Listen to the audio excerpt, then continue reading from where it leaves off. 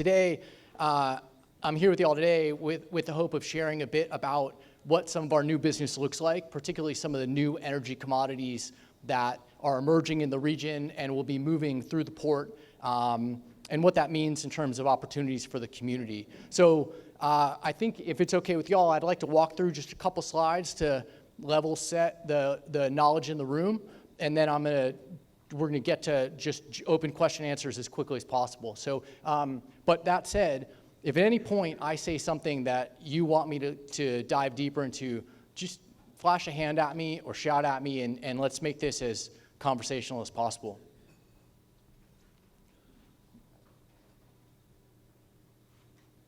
So this is my first test of the day.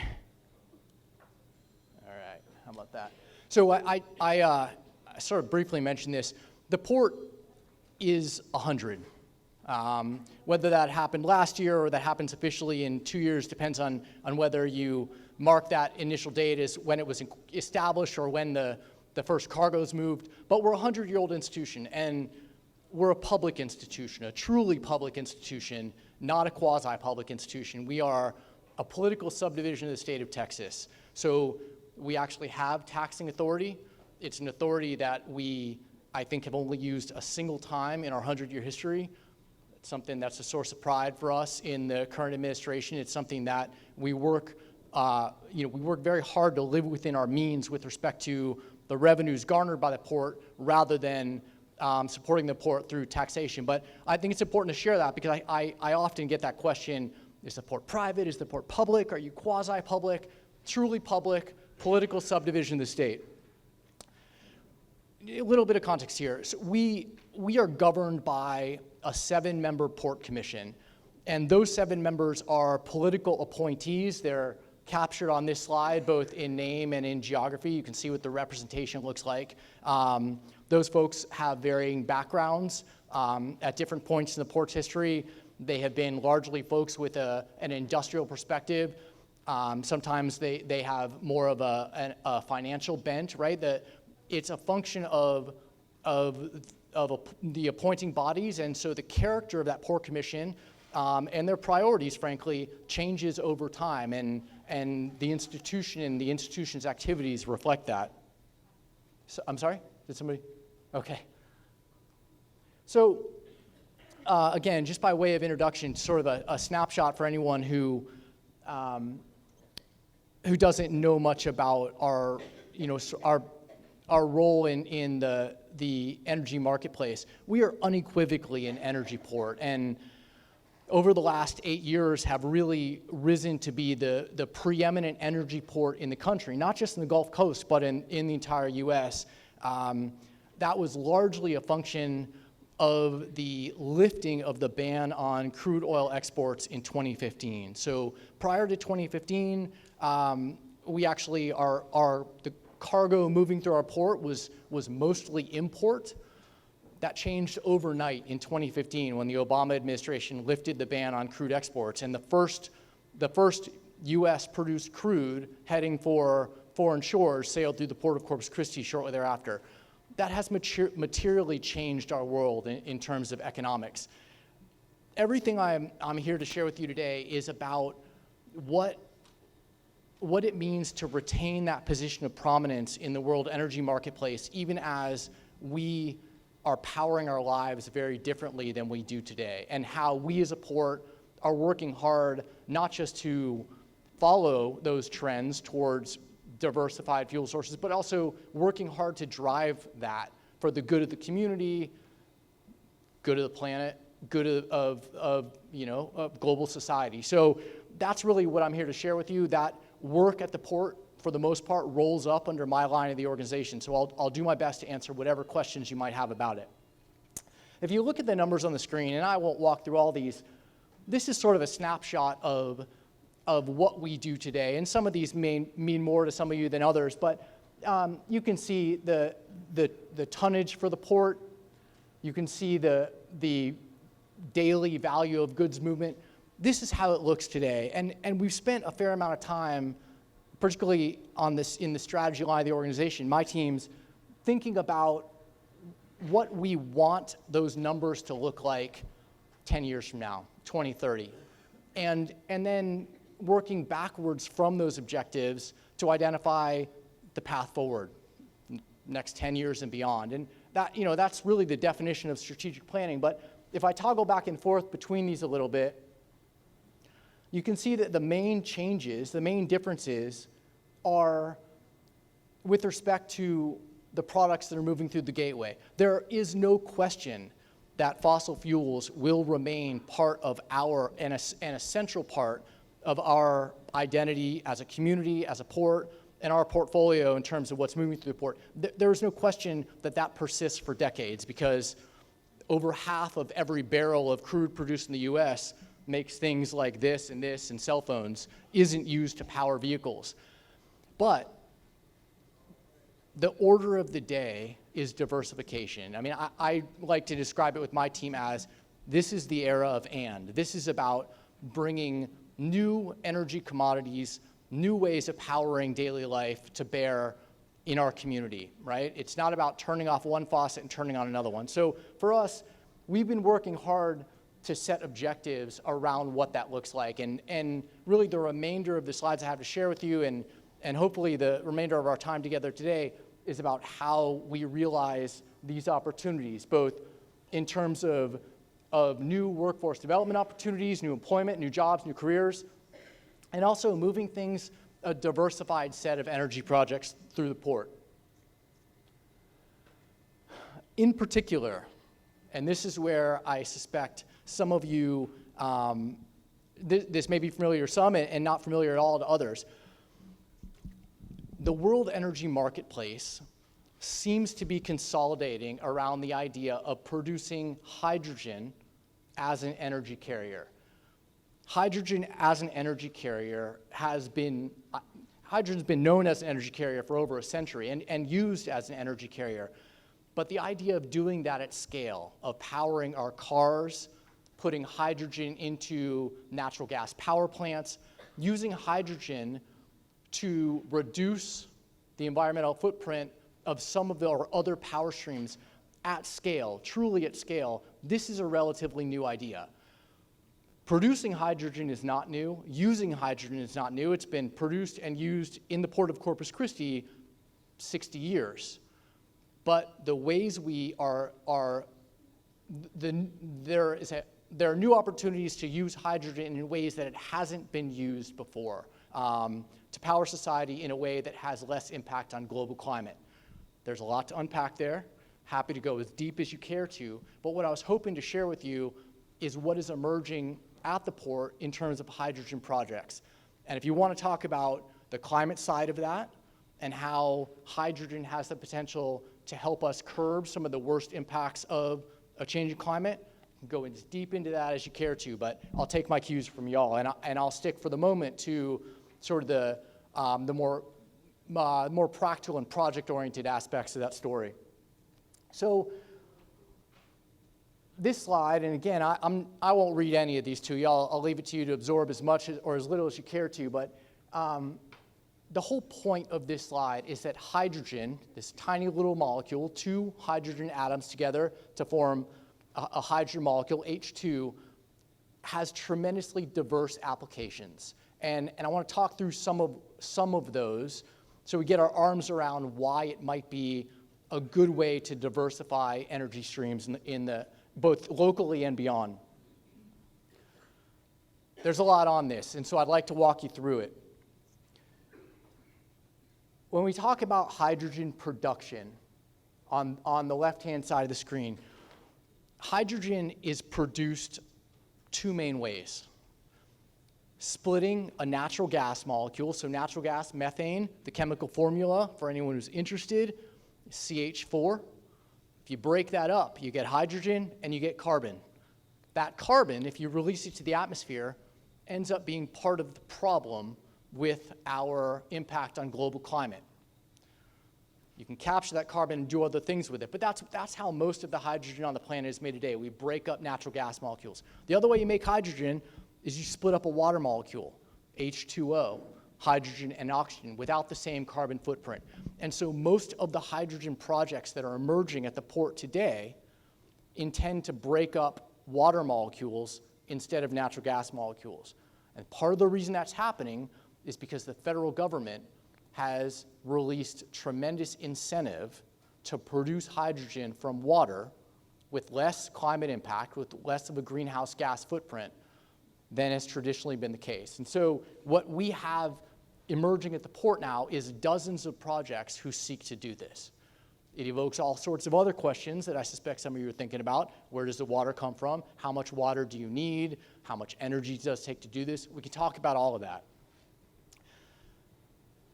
For those of you who are interested in kind of tracing this diagram, you can see this is how hydrogen gets produced from water.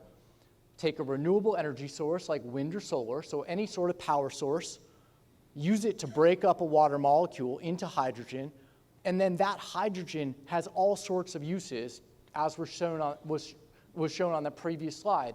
You can put it in a fuel cell, power a vehicle. You can turn it into other products like ammonia and fertilizers. So hydrogen, and that's the appeal of hydrogen. It ends up being very, very flexible. Again, I'll stop there for now, but happy to go as deep into that as you care to. And if you trace this through, you see some of those uses of hydrogen represented. So a lot of the things that we typically power with fossil energy today have the potential to be powered with hydrogen tomorrow. So I'll stop with that there, but again, happy to go much deeper if you care to. So what does it look like when you're producing hydrogen?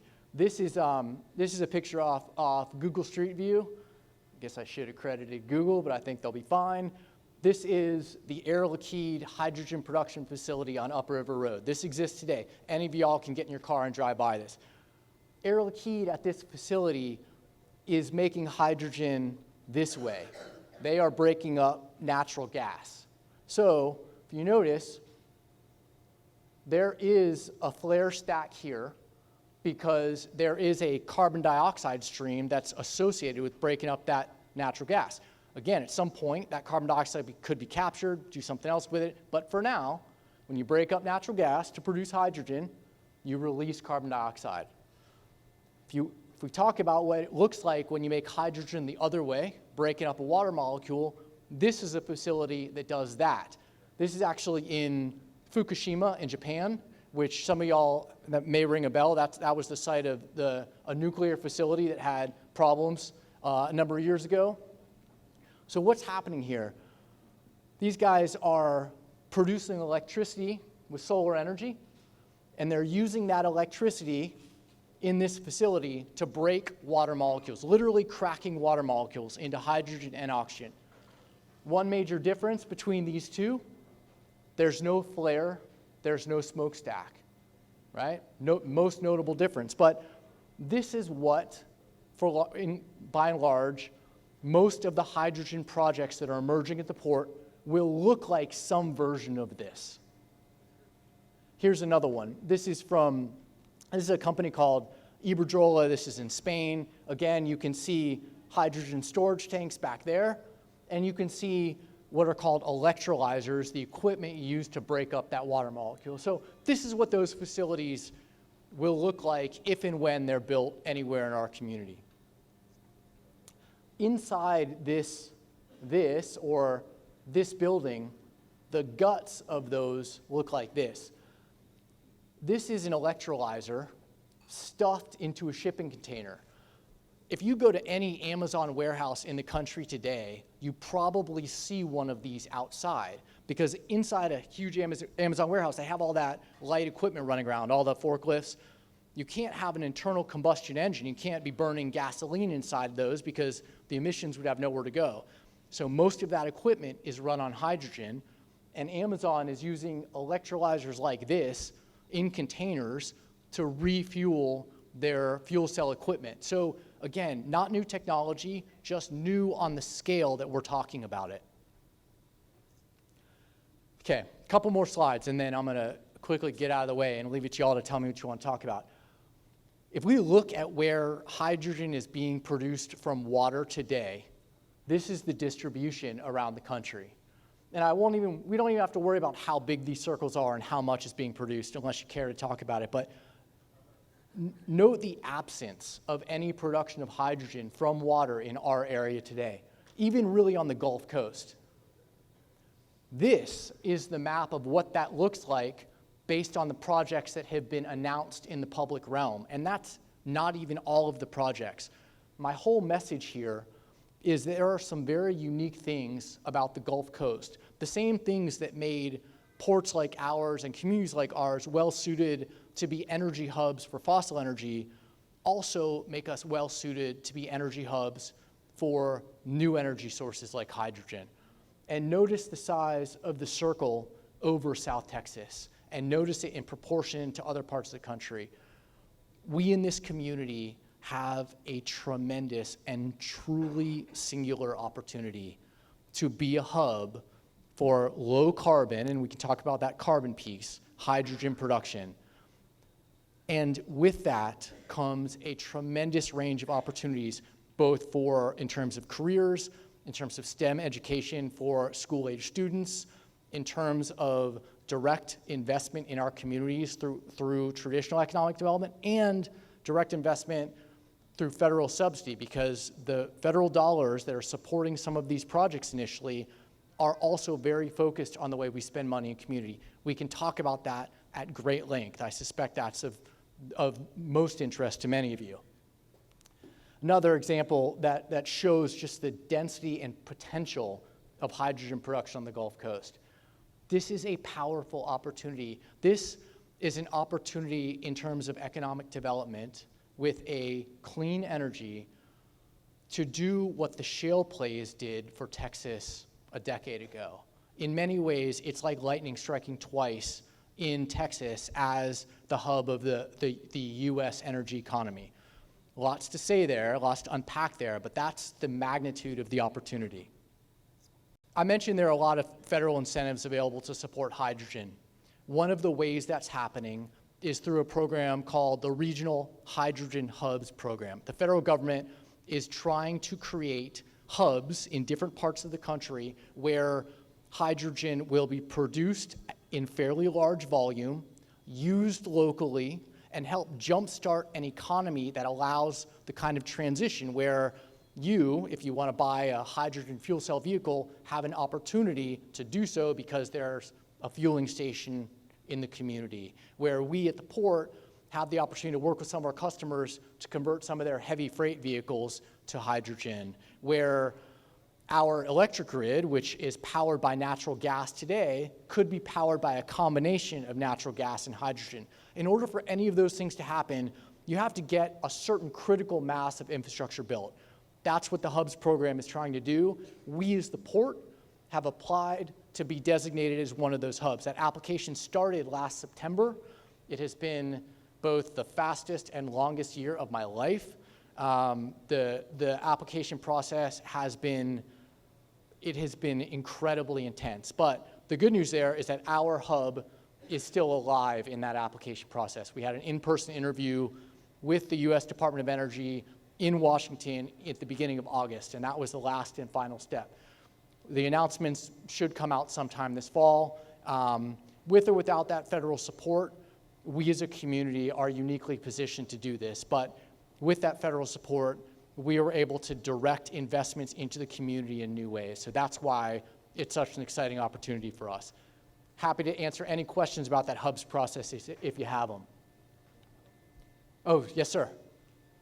What all you've been telling us, to me, sounds like a good deal, but one question. Okay. You're using water. We are. You either break it down or you're breaking the water itself. We're already short on water. What's the story on that? Yeah, great question. I can't water my yard except one day a week because we don't have any water. Yep. Yeah. Go ahead, it's your turn. Yeah, look, I mean, let's get right to that. So, and let me start that at a high level. Where does the water come from for this work or any industry in the community? The answer to that is it comes from the same place as the water coming out of our taps, the water that we use for anything in the community. And so, if we as a region, if we as partners on the governmental side, city as the regional water provider, and that is their job, not our job. Port as a governmental entity that has customers that need water. if we collectively do not bring new water resources to bear on the region, very little of this is possible, full stop.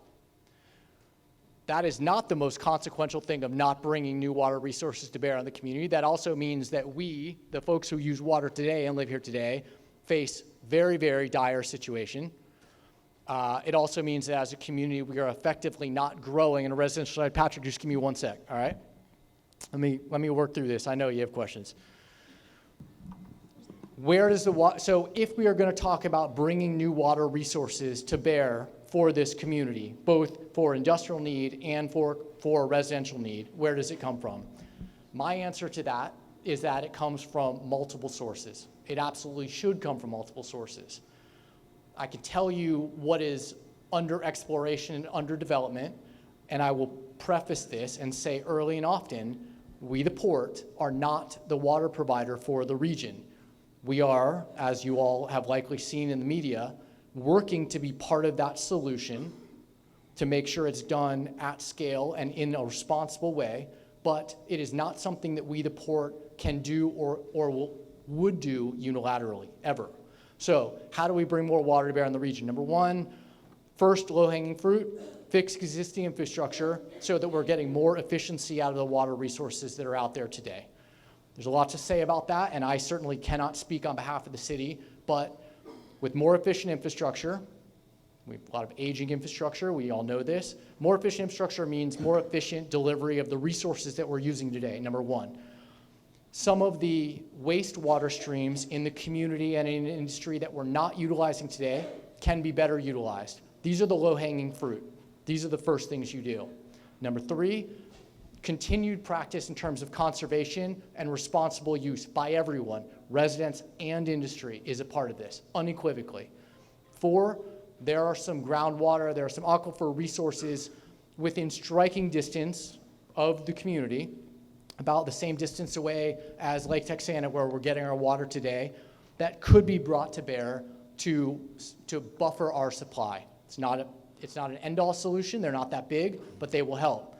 And then fourth or fifth, I've kind of lost track in that list, is seawater desalination. Part of the portfolio, part of the long-term solution, in my opinion, if we want to truly and ultimately solve for water for the region. But the bottom line is, solving for water means bringing diverse sources to bear, and that this industry gets its water from the same places that we get ours. One corollary, and then Patrick's been really patient with me. Currently, with some exceptions, most of the industry in the region, and I want to be clear, not all of the industrial water users are port customers, and not all of them are on port property. Many of them are, but not all of them. So not all industry is port. Those are not equivalent things. But most industrial water users today are using water that's of a quality that you could drink it, because we are treating, through Owen Stevens, all of the water in the city system, with some exceptions, and delivering it to users of all types. One of the opportunities that we have, depending on where new water sources come from, with emerging industrial demand, there is the potential, because in the case of these hydrogen production facilities, most of them are assuming they're going to do some of their own water treatment on site. So their potential to use raw water, whether from an aquifer or from a desal facility, without requiring the same level of treatment that we are currently providing to all of the water resources in the city system, there is that potential. Again, not for us to solve unilaterally. The city is the regional water supplier. But there is an opportunity, as we bring new water resources to bear, to be distributing that in new and perhaps more efficient ways. Stop there for a second. Patrick, please.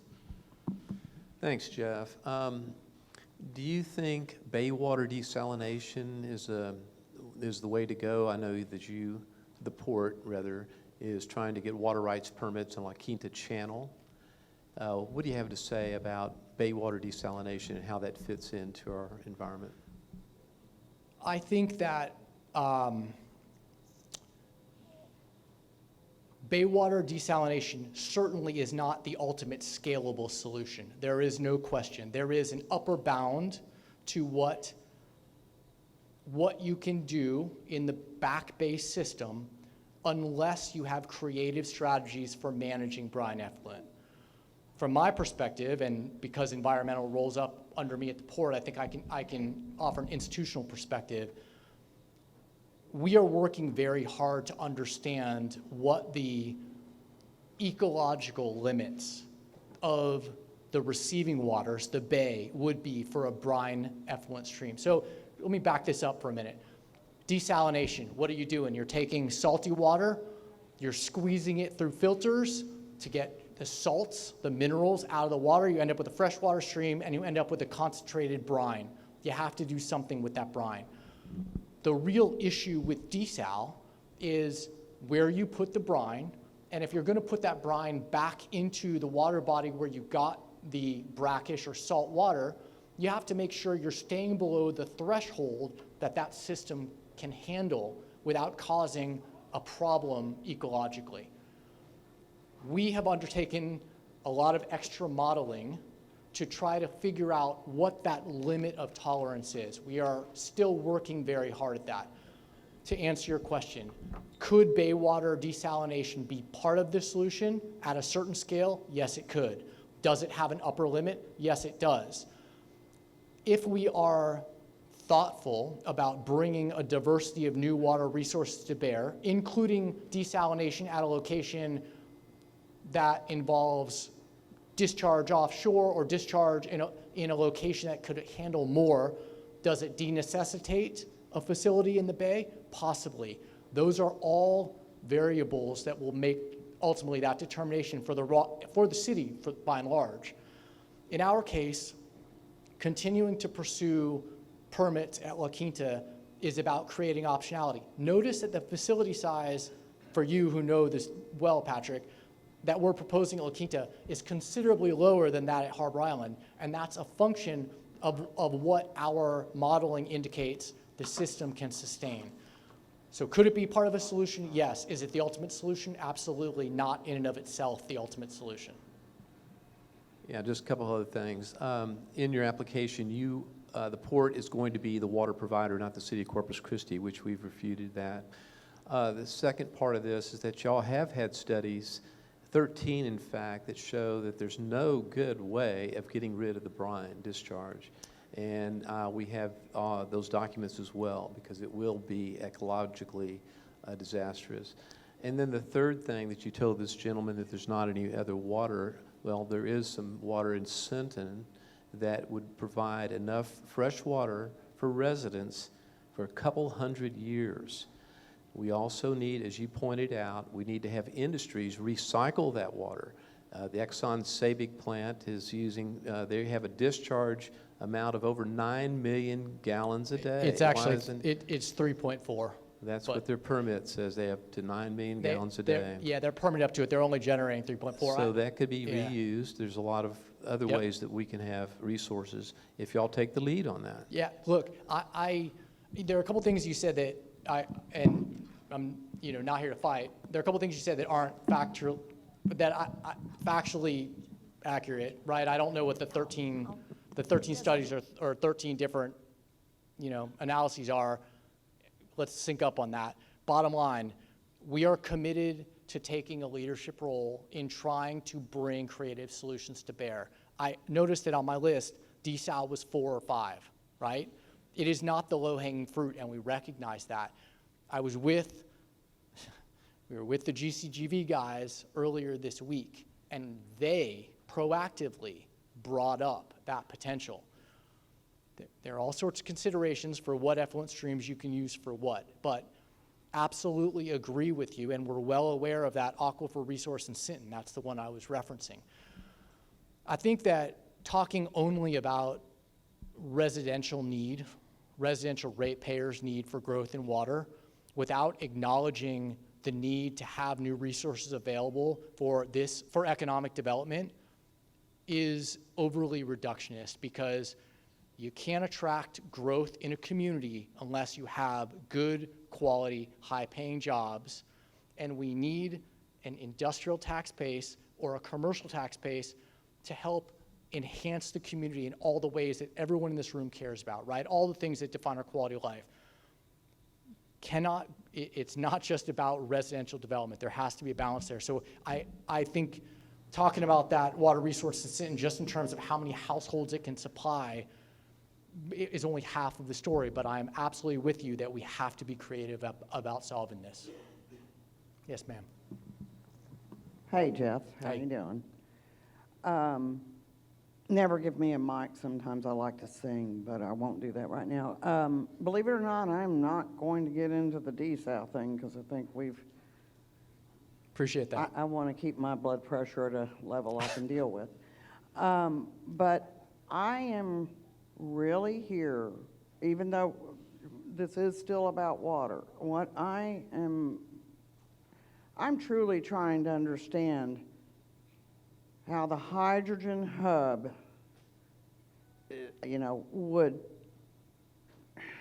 how is this going to work? Is it going to be in one location? Is this going to be in several locations? There is apparently a group, and I do want to, or you're going to have a group of 5 different groups, if I'm not mistaken. I didn't bring that paperwork with me. That's going to be community focus input groups, which, by the way, nobody has asked me to join, and I would expect to get an invitation. We're not quite at that point, but certainly your invitation's in the mail, metaphorically but speaking. these 5 groups are from 5 different counties, which apparently excludes San Pat, which I don't quite understand and disagree with. And I kind of got the overall concept of what this is supposed to be doing because it's required. It's required for this federal money. You've got to at least get a 20% public input stuff going to prove to them that you're doing this. Now, what I want to know about all this hydrogen hub and this 5 counties. Do I get to talk about the things you just raised real In quick? a minute. I want to just tie it all together here. The energy you're talking about, that we've already going down the water road here, Yeah. but we are clearly in the United States, what, are we talking about trying to power vehicles, airplanes, whatever? I'm unclear on that because we're not ready for that. But my understanding is all this would be exported. Is Okay. that not correct? Not correct.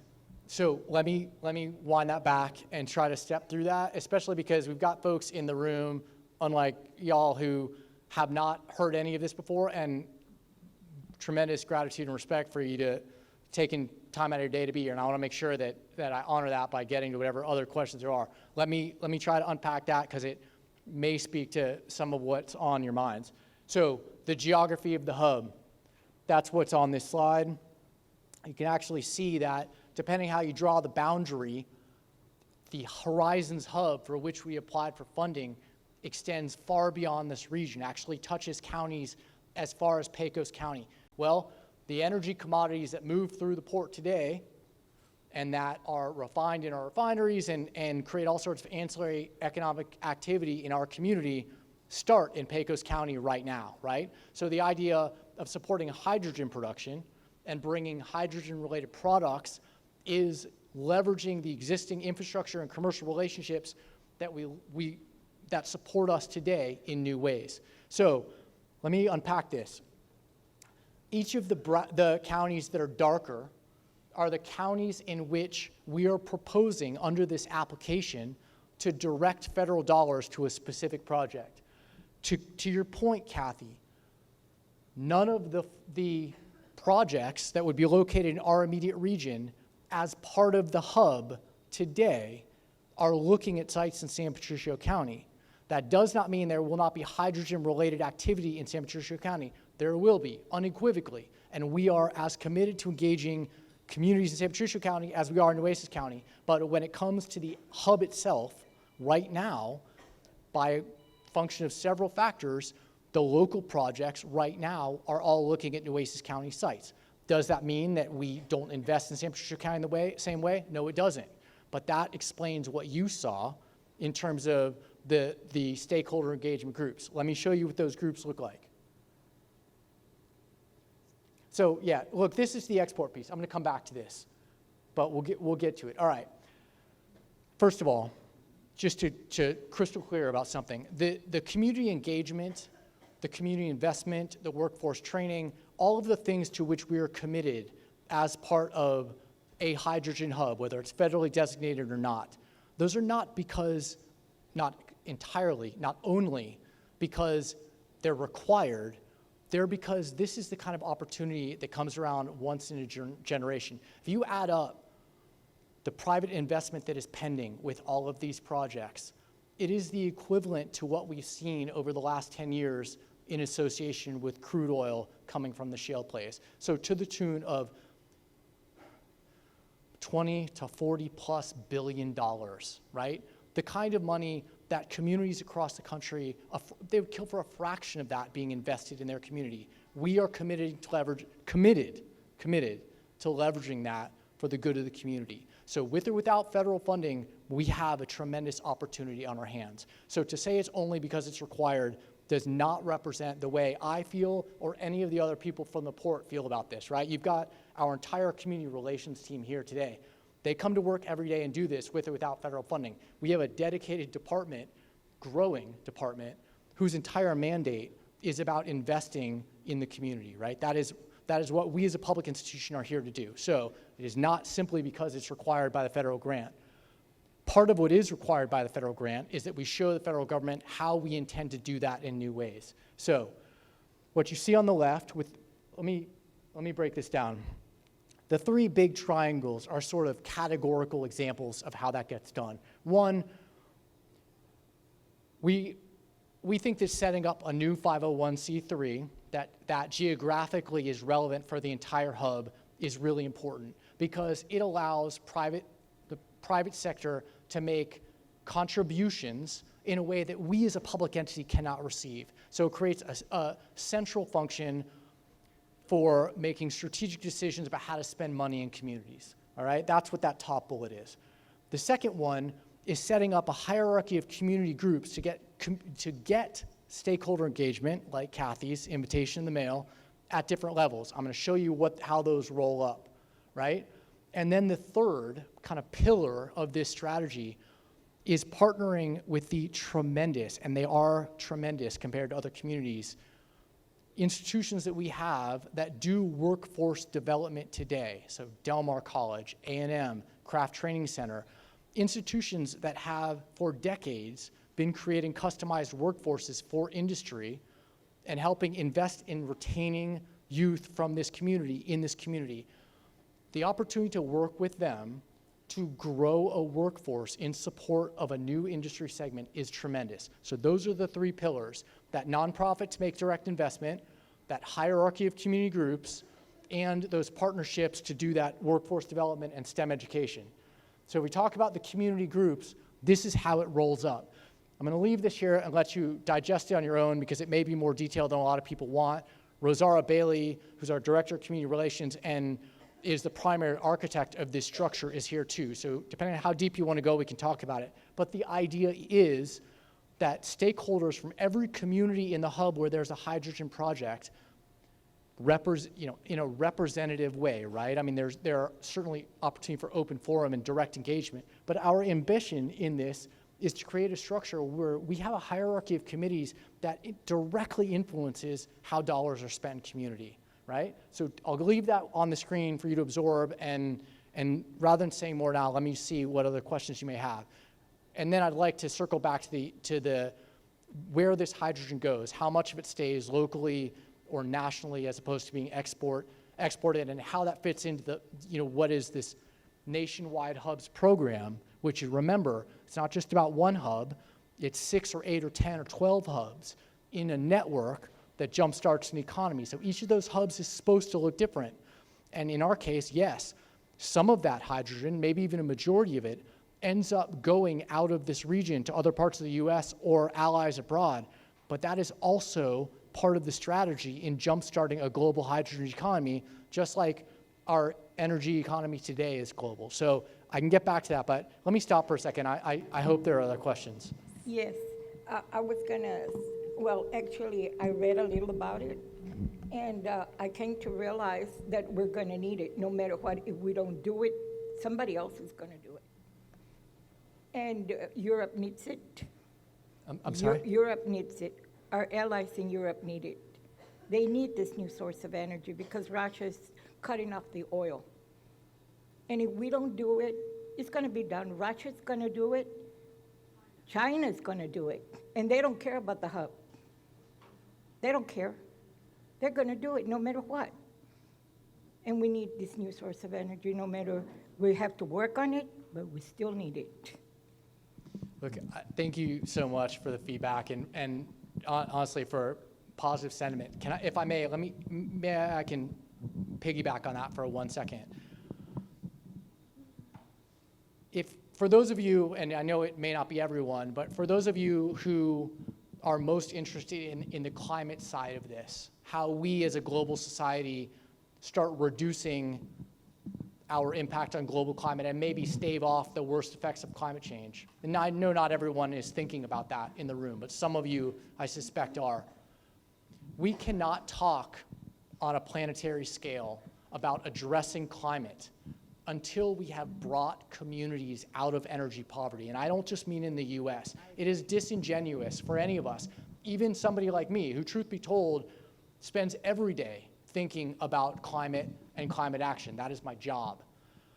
It is disingenuous to talk about weaning allies off of fossil energy when people are worried about how to heat their homes because the natural gas supply they've been relying on from nefarious actors like Russia is no longer available. So one of the opportunities implicit in this is the opportunity to support allies and communities in a completely different way, in a way that not only has geopolitical advantages for the US, but also changes quality of life. So this is not just about the climate piece. It is not just about the economic development piece here.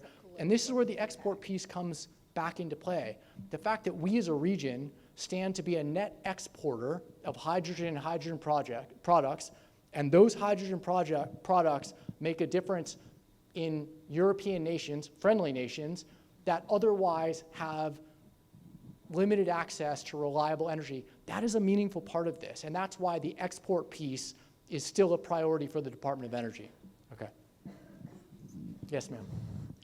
I agree with everything you said. I worked in DC, so I know where you're coming from. I am interested, though, also for the United States. We have various states that are very low income. I would like to see some of that spread out into the Midwest and some of the other states that need resources. I would like to see a program that would be developed throughout those states so that they could come either here, if the training will be here in Texas, like in Appalachia. There are a lot of needy people there. They need a lot of training. We need to support them as well. Not only that, I would like to see this be nationwide, not just here in Texas or the surrounding areas that you're mentioning because of export. And they could come and work with us, and they can go back and further develop that. That would help the energy impact and the climate impact. Not only that, I think like with our neighbors, Mexico, Canada, and all the other countries in South, Central, and North America, that we could create allies so that they could change their way of living and their energy uses. Thank you. I so appreciate everything you just said, and it was very insightful because you essentially just described the entire Hydrogen Hubs program for the Department of Energy, so nicely done.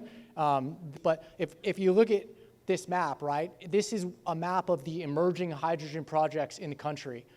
So the Hubs program, again, through the U.S. Department of Energy, and that's to whom we sent our application. The legislation, you probably heard of the bipartisan infrastructure bill, that's what's funding that program. And the legislation says that there will be at least 4 hubs, but the conventional wisdom, the coconut pipeline suggests it's probably going to be more like 8 or 10 or 12. And the idea through the program is that those hubs are distributed around the country in the places where there is already an emerging hydrogen economy. each of those hubs ends up looking very different from one another.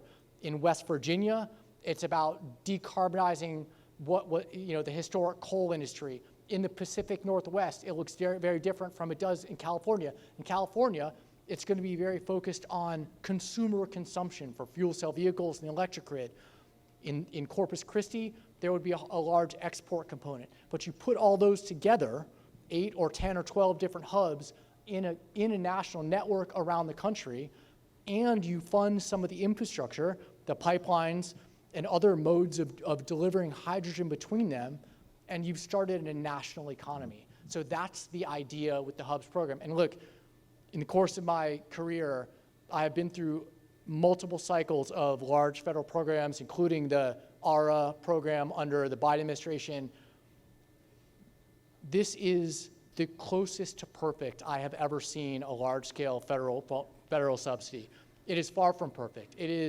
But it absolutely is the right program at the right time. It stands to truly transform regions all over the country, just like it could be transformative here. So I really appreciate that comment. Jeff, we've got a question that came in on one of the cards. It says, what do other desalination plants do with brine? Yeah, great question. And I've toured a number of them in both the U.S. and abroad. By and large, it's released into the receiving water body. If that receiving water body is big enough or water's moving fast enough, if there's enough current or tidal exchange, it's dissipated very quickly and has no impact on baseline conditions. And that's the ideal. I'm going to sidestep the question of whether, which of the facilities being permitted now is most likely to satisfy those criteria. There is some opportunity to reuse brine. It's exactly what you'd expect. Salt production, deionized salt production, table salt. There are cases where that's associated with desal facilities, but the demand for producing table salt and salt for the food industry, it's a fraction of what you can produce from a desal facility. This is where it's going to get a little nerdy, but just stick with me, and whoever asked that question hopefully will appreciate it. One of the most exciting things that's happening in the field of climate action, again, so speaking here to those of you that are thinking about how much carbon we're releasing into the atmosphere, if it's not a priority on your mind, everything I'm about to say is going to be gravy, right? But in the field of climate action, there's a lot of science around how to accelerate natural processes to manage carbon, including uptake of CO2 by forests, uptake of CO2 by our oceans, which are actually the largest natural carbon sink.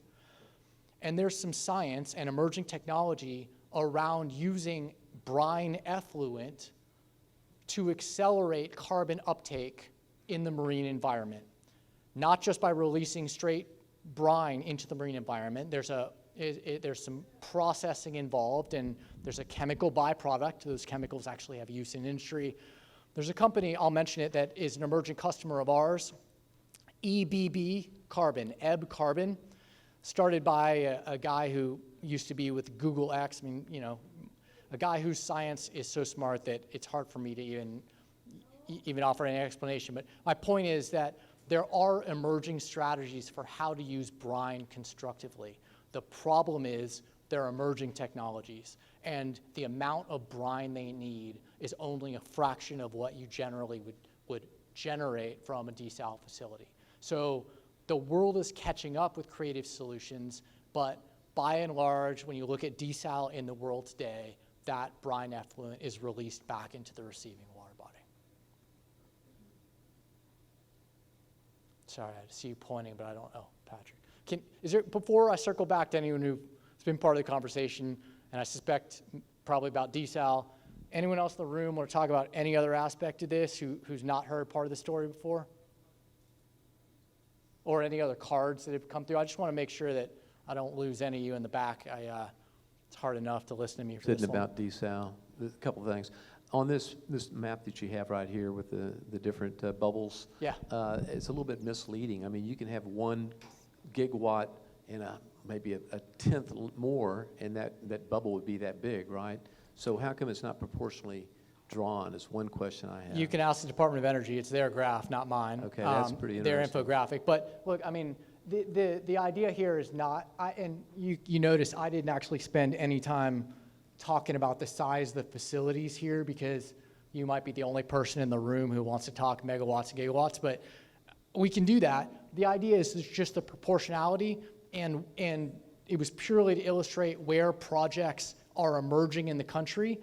And look, the reason I'm showing you this is because if you want to bet on where the DOE is designating hubs in the country under the hubs program, other factors notwithstanding, political factors, other considerations, it is likely that the areas where you see the greatest concentration of projects emerging will probably, and I have no crystal ball on this, but those are likely to be the places where the DOE designates hubs. My whole point with that is they're distributed across the country. And so DOE's ambition to build a national network of hubs that look different than each other is based on where we already see these activities emerging. That was it. Well, I just want to bring that one point, but really the point I want to bring up is about the community. Where we're standing, where we're sitting right here, is kind of called Refinery Row. And I think you're very aware of the study that was done in 2021 about the higher cancer rates, the birth defects. Young lady here in having child in this area has a 76% greater chance of birth defects than anywhere in Texas. That the life expectancy is 70 as opposed to 85 just 10 miles away. What Very are you aware. doing with community involvement with the infrastructure that you have and with the pending infrastructure, and how's it going to protect our quality of life? Yeah, I mean, look, so much to dive into there. There is no question in industrial communities around the country, there are legacies of injustice. There are legacies of mistrust. I mean, there's deep-seated history to address in every industrial community in the country, no question. What are we doing to address it? Well, the list is long and varied. Specifically, the study you mentioned, we actually, through our carbon safe grant funding, totally different than our hydrogen funding, but we actually have money to do the phases 2 and 3 of the study you mentioned because it was not as geographically or spatially, involved as it could be. So we're deeply invested in the data collection and the science side of that to help identify where intervention and investment should be made, first of all, addressing what is legacy impact. And I think the high-level answer to your question is if we want to have different outcomes than we've had in the past, we have to do things differently than we've done them in the past. Producing hydrogen, low-carbon hydrogen at that, without the criteria air pollutants, without the carbon emissions, which is not a local airshed impact, it's a global climate impact. That's how you change paradigms. You do things differently. You do new things. That is what this body of work is. That's what my job at the port is. That's what our next 100 years is. And is that a binary, you turn off one light switch and turn on another? Absolutely not. Absolutely not. And I don't want anyone to walk away from this with the impression that we are turning our back on what this port or this community has been and is today by any stretch. But do we have opportunities to diversify the opportunities in the community and the way we interact with the community as a port and as industry? Absolutely. And this is what that looks like. It may not be as specific as you're hoping to get, but I mean, the answer is you do things differently. Yes, sir. You said something earlier about carbon dioxide, and you was gonna turn it loose on the forests and the ocean to purify it, I guess is the word. Or to capture it, to keep it, to put Okay, it as a now sink. my question on that is, what about the animals that live in the forest and the fish that live in the ocean that we eat? Yeah. They're gonna die. Okay. Great question. Probably need another lunch to dive into this one, but let me just try it at a high level. Those systems you just mentioned, forests and the ocean, and salt marshes, any place you see green plants growing, carbon dioxide is the building block of the plant kingdom, right? The photosynthesis, the way plants grow, uses carbon dioxide, and that's why there's this great symbiosis between plants and people. We breathe out carbon dioxide, they take it up. The oceans also take up a ton of, literally tons of carbon dioxide. Phytoplankton, plants that are suspended in the oceans, actually use carbon dioxide the same way forests do. There is a limit to that. There is an opportunity in these systems, simply by having more vegetation in some places and slowing deforestation, but also in the marine environment, there is a potential to accelerate how much carbon dioxide that system takes. And it's already naturally absorbing it. But you're right, there's a point beyond which that is not sustainable. There's a point at which oceans become more acidic, coral reefs die, fish, the types of fish we have in different habitats changes, no question, no question. But there is an opportunity to make the most of what those natural systems are already doing for us in the way of ecosystem services. It's not the only solution, it's just part of the solution, and it may be one of the lower hanging fruits. But you're right, there are limits to what those systems can absorb, no question. One on a card that says, what other federal government entities are involved, if any? Oh, great question. So the Hydrogen Hubs program is administered by the U.S. Department of Energy. Permitting is going to involve a litany of federal and state agencies. Let me think how I want to break that down. Any activity in the coastal zone where you're building something in a habitat that's on the coast, where there are wetlands or coastal habitats, that's regulated by the U.S. Army Corps of Engineers. Air emissions are regulated at the state level by the Texas Commission on Environmental Quality, with some involvement from the Environmental Protection Agency, depending on what you're emitting. When you talk about carbon dioxide, EPA, the Environmental Protection Agency, is definitely involved, or will become more involved. So it's a bureaucratic web, to be sure, and frankly, it's the timetable of that regulatory process that may end up being the limiting factor in how quickly projects get done. And I'm not bemoaning that, because it's an essential part in making sure projects are done the right way. I'm just explaining what those timeframes look like. Okay, Jeff, I'm going to ask, which is something that I don't really think has been quite explained well. So let's say the image that you showed of Spain. Yeah. All right. So the consortium of private entities build a Fueling, that was actually yeah. Okay, sure. build a facility Yeah. to produce hydrogen. I'm assuming the port's role here would be to have it done on port property. In some cases, not all cases, but yeah. Okay, but there's two things here, and we've touched on it, but we're not, I would like to know how much energy is required to do this. And we know what we're talking about, because how many alerts have we been under just this summer alone about, especially recently, about please shut things down. So that's one thing, Can I because answer that we first? know we don't have that. The other thing in the end is how, depending on the size, how much water, and then what happens to any of the byproducts. Those are my... Okay, great. So the energy one's a great one. With respect to water, when you produce hydrogen from water, the only byproduct is oxygen, which you capture and then donate to hospitals, sell to hospitals. I mean, there are no other chemicals in electrolysis, no other byproducts. When you use water for cooling your equipment, most of it ends up evaporating, no byproducts, right? Depending on the equipment, but these are not chemical processes.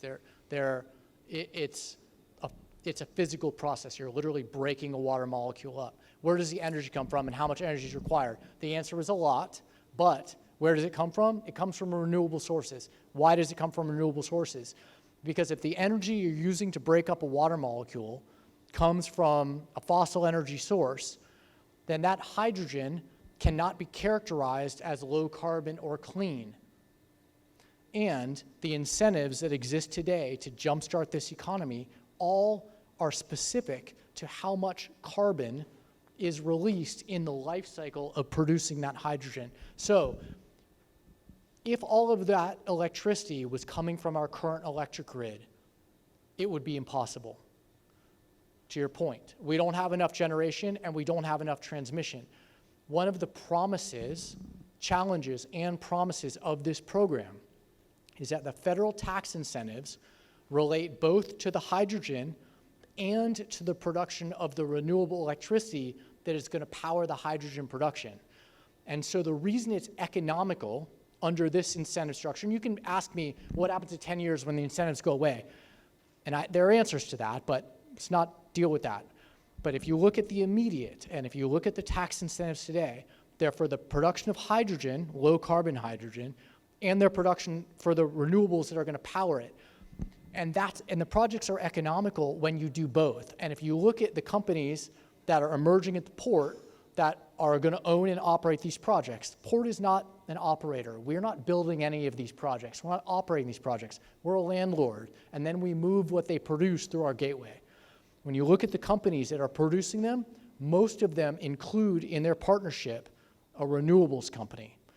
So what this is doing, what this clean DOE term, low carbon hydrogen economy is doing, is also incenting the investment in new renewable generation, some of which will directly feed this.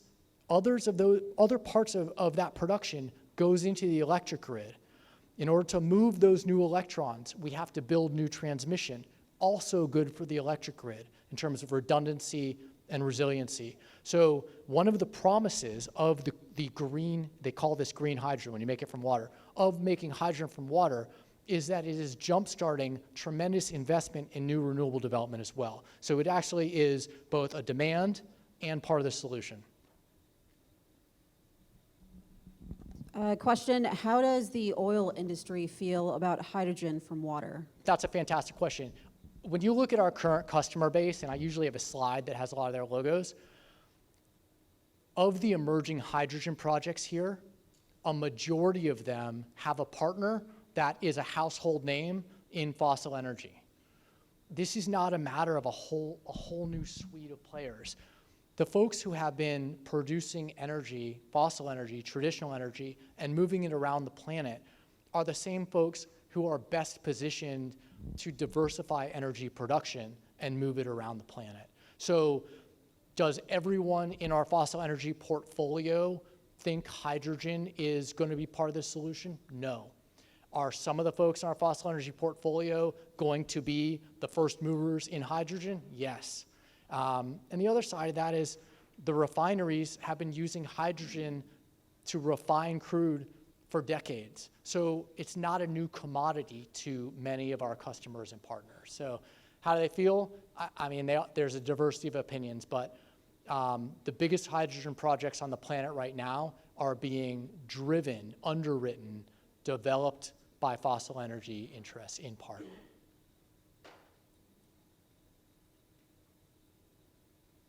I'm about hoarse, so I'm kind of hoping we're at a question. Yes, ma'am. Me. Now can you hear me? The port's expansion over the past 5 years is solely taking place in San Patricio County. I'm sorry, is what in San Patricio County? The port's expansion, For some reason, it's hard to hear, but yes. Okay, go ahead. the port's expansion over the past 5 years is solely taking place in San Patricio County. It makes perfect sense to have equal representation on the Port Commission. Can San Patricio County depend on this new leadership to seek this opportunity for 2 more port commissioners? So I'm going to sidestep how much of recent development has taken place in San Pat County. We can show you with different metrics what the proportions are between New San Pat if you're ever interested in seeing it. Omar and his team on trade development side, have all those data. To your main question, there is a separation of church and state between the Port Commission and port staff, just like there is in a municipality. We have no say in what our governance structure looks like, both in terms of structure and or composition. It is there is no opportunity for even opinion on that matter for those of us who are in the port administration. It's not within our purview. It is defined in the Texas Water Code, which is legislation that is addressed periodically, and it flows through the municipalities, the political jurisdictions in which the port operates, and they make those appointments. And so all of that comes directly from the enabling legislation. Opinions, there's no room for us in that process, is my answer to that, which I know is unsatisfactory for you, but it's really the truth.